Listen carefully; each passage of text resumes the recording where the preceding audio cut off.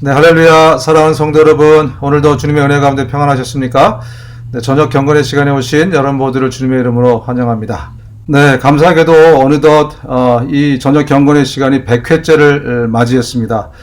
100회 또 의미를 가지고 뭐 파티를 좀 해야 되는데, 어쨌든 여러분들이 100회 동안 열심히 또 시청해 주셔서 감사드리고, 또 언제까지 계속 할지 모르겠지만 계속해서 기도해 주시고 이 경건의 시간에 또 기도를 모아 주시기를 또 간절히 또 부탁드리겠습니다. 네, 미 질병통제예방센터 CDC의 수장인 로버트 레드필드 CDC 국장이 오늘 미 상원 청문위원회에 출석을 해서 백신 보급 예상 시점을 앞당겨서 내년 4월까지 약 7억 회분을 투약할 수 있을 것이다 라고 그렇게 발표를 했습니다.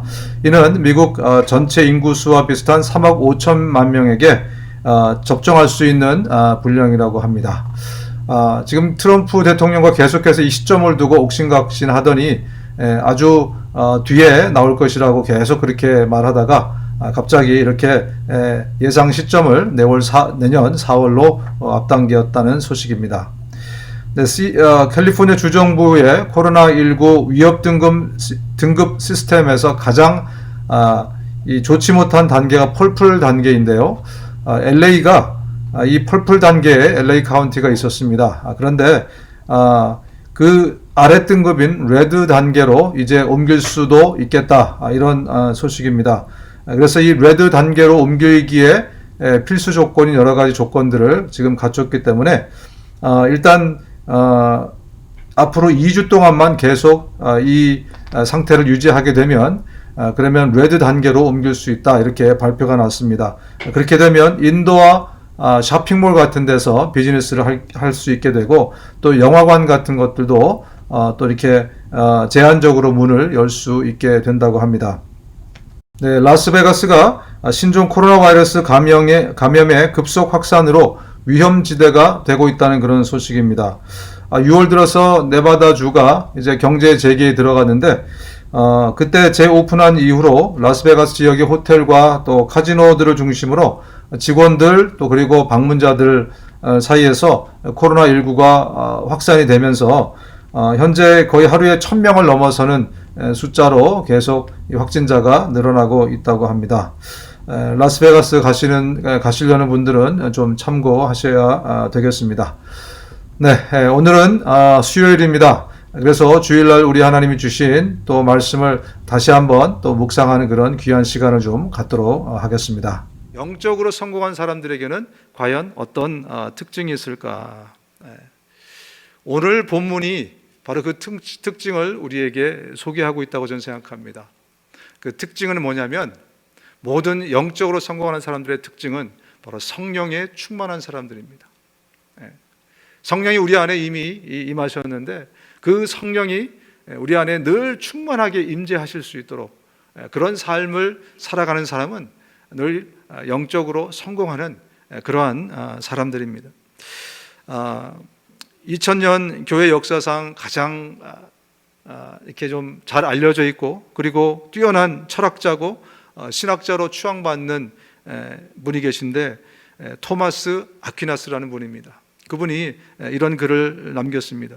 초대교회는 은과 금이 없었으나 나사렛 예수의 권능은 있었다. 그러나 오늘날 교회는 은과 금은 있으나 나사렛 예수 그리스도의 능력은 없습니다. 이런 글을 남겼습니다. 어떻게 하면 우리가 그리스도의 능력을 회복할 수 있을까? 그것 역시 성령의 충만한 길밖에 없습니다. 본문으로 우리가 돌아가서 보면요, 31절에 이렇게 말씀합니다. 빌기를 다하매 기도하기를 다 마쳤다는 거죠. 모인 곳이 진동하더니 무리가 다 성령이 충만하여 담대히 하나님의 말씀을 전하니라. 여기 모인 모든 공동체가 한 마음으로 한 뜻으로 막 기도하고 났더니 갑자기 어떤 일이 발생했다고요? 지진이 일어났다는 얘기를 하고 있습니다. 지난 금요일 저녁처럼 지진이 일어났습니다.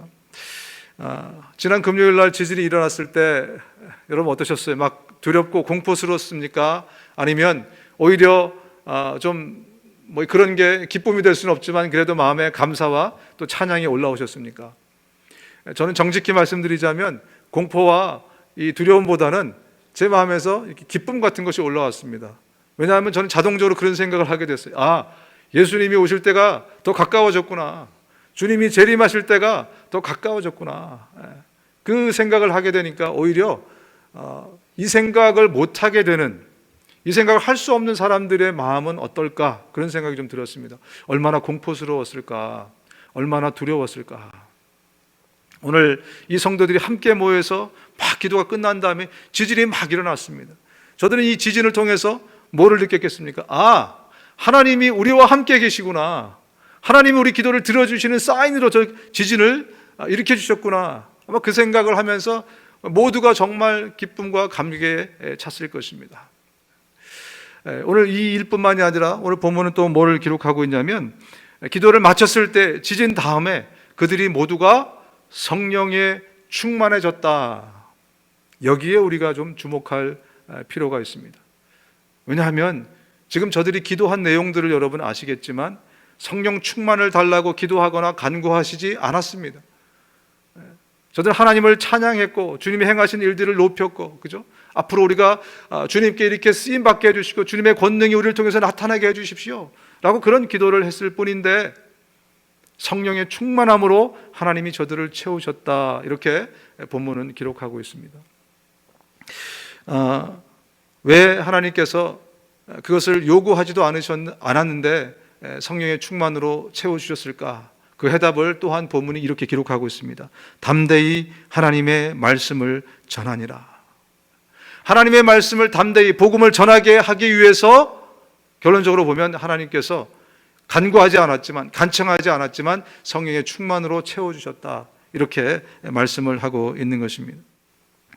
여러분, 성령님의 별명을 우리가 보혜사라고 그렇게 말합니다. 파라클레토스, 보혜사, 돕는 자시다, 이렇게 우리가 해석을 합니다. 요한복음 16장에는 예수님이 이제 그 십자가에 달리시기 전에 설교를 행하시면서 보혜사가 곧 오실 것이다, 성령께서 이 땅에 오실 것이다 라는 그러한 그 설교를 하는 장면들이 있습니다. 그러면서 왜 성령께서 보혜사가 되시는가, 두 가지로 이렇게 설명을 하고 있습니다. 그 첫 번째가 8절에 나와 있는데요, 16장 8절에 보면 그가 와서 죄에 대하여, 의에 대하여, 심판에 대하여 세상을 책망하시리라, 이렇게 말씀하고 있습니다. 내 삶의 윤택함을 도우러 오신 분이 아니라는 것을 우리가 다시 한번 기억하고, 우리가 진리의 길로 행할 때 그것을 돕는 성령님이심을 우리가 다시 한번 좀 생각했으면 좋겠습니다. 이 성령의 충만한 상태라는 것은 어떤 상태를 말하는가? 이 언어적인 의미로 이것을 직접 해석하면 우리 안에 성령이 가득 찼다, 우리를 가득 온전히 채우고 계신다, 이것을 성령 충만이라고 볼 수 있습니다.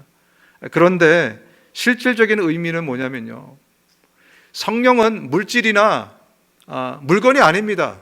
그렇기 때문에 우리 안에 가득 찬다는 것은 언어적인 표현일 뿐이지, 성령의 충만이란 말의 본질적인 의미는 뭐냐면 성령이 우리를 fully 다스리신다, fully 통치하신다, 그런 의미입니다.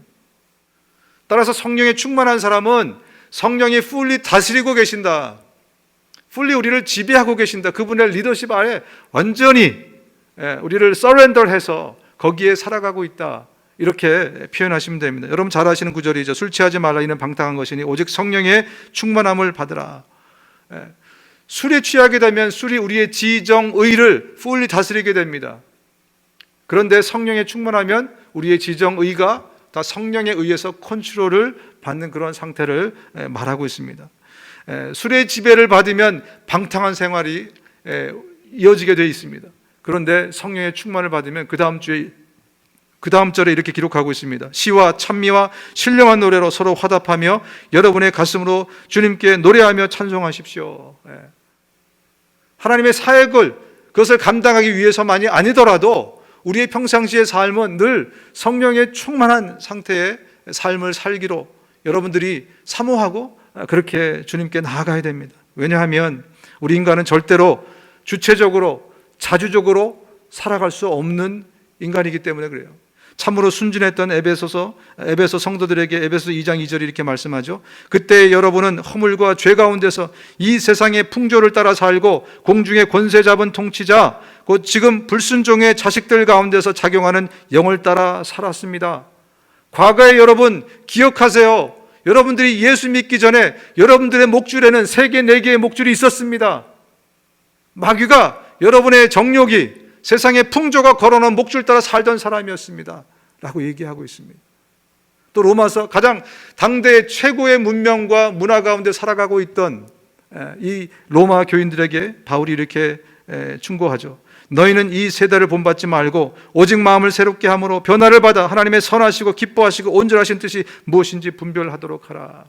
이제 이 목줄을 끌어냈지만 다시 언제 어느새 사탄의 우리의 정욕이 우리의 욕망들이 그 목줄을 걸어서 세상의 풍조가 우리를 끌고 갈지 모르니 너희들은 깨어있는 삶을 살아야 된다라고 바울이 충고하고 있는 거 아니겠습니까? 다시 본문으로 돌아오면요, 마지막 33, 35절입니다. 믿는 무리가 한 마음과 한 뜻이 되어서 모든 물건을 서로 통용하고 자기 재물을 조금이라도 자기 것이라 하는 이가 하나도 없더라. 사도들이 큰 권능으로 주 예수의 부활을 증언하니 우리가 큰 은혜를 받아 그 중에 가난한 사람이 없으니 이는 밭과 집 있는 자는 팔아서 그 판 것의 값을 가져다가 사도들의 발 앞에 두매 그들이 각 사람의 필요를 따라 나누어 줌이라. 영적으로만 이렇게 놀라운 일이 생긴 것이 아니라 성령 충만하고 막 이런 일이 생긴 것이 아니라 우리 육신적인 삶에서도 아주 놀라운 기적들이 지금 발생했습니다. 사람들이 모두가 한마음 한뜻이 됐다는 거예요. 이건 기적입니다, 여러분. 우리가 얼마나 개성이 강한데요, 얼마나 다른 배경 가운데 살아왔는데요. 부부끼리도 30년을 살아도 나 저 인간 잘 모르겠다 이렇게 말하는 부부가 얼마나 많은데요. 그런데 전혀 다른 사람들이 모여서 한 마음 한 뜻이 되었다. 이것은 기적이 아니면 불가능합니다. 성령의 충만했기에 가능한 것입니다. 성령의 풀리 지배를 받고 있기에 이 모든 것들이 가능하다. 그래서 물질을 유무상통하는 그런 일이 발생했다는 겁니다. 특별히 우리가 주목할 부분이 있습니다. 그들 중에 가난한 자가 없어졌다는 거예요. 나라님도 어쩔 수 없다는 그 가난이 인류 최초로 바로 여기에서 발생합니다. 가난이 없어졌대요. 성령 충만한 우리 모든 한 사람 한 사람이 모여서 공동체를 이룰 때는 바로 이런 놀라운 일들이 발생하게 된다는 겁니다. 더군다나 여러분 이 본문을 잘 보십시오. 물질을 팔아서 그 물질을 어디다 뒀다고요? 가서 사도들의 발 앞에 뒀다는 거예요. 원래 물질이 자기 자리를 찾아간 겁니다. 원래 돈이 자기 자리를 찾아간 거예요. 우리 머리 꼭대기에 있지 않았습니까? 돈이 여러분 머리 꼭대기에 있지 않았습니까? 성령 충만하지 않으면 돈이 나를 지배할 겁니다. 돈이 나를 다스릴 것입니다. 성령 충만을 사모하십시오. 성령 충만해질 수밖에 없는 그런 삶을 사십시오. 복음을 붙들고 사십시오. 하나님의 관심이 거기에 있는데 여러분의 관심이 늘 거기에 있다 한들 무엇이 손해겠습니까? 오히려 하나님이 여러분에게 복을 부으실 것입니다. 네, 함께 기도하시겠습니다. 하나님 아버지, 우리에게 하나님의 영에 정말 충만하도록 정말 성령의 충만을 주셔서 성령이 우리를 다스려 주옵소서, 우리를 이끌어 주옵소서, 우리의 마음도 생각도 내 마음대로 내 뜻대로 살지 않도록 도와주시고 성령의 인도하심과 이끄심을 따라 살아갈 수 있는 우리 모두가 될 수 있도록 도와주셔서 우리 모두가 다 성령의 사람 되게 하시고 또 성령께서 이끄시는 대로 삶을 살아 우리 하나님께 영광과 기쁨을 올려드리고 수많은 영혼을 우리 하나님께 올려드릴 수 있는 귀한 우리의 삶이 될 수 있도록 은혜를 더하여 주시옵소서. 다시 한번 감사드리고 예수님의 이름으로 기도합니다. 아멘. 네, 감사합니다. 여러분들에게 또 드린 기도 제목 가지고 함께 기도해 주시고 저는 내일 이 시간 다시 여러분 찾아뵙겠습니다. 감사합니다.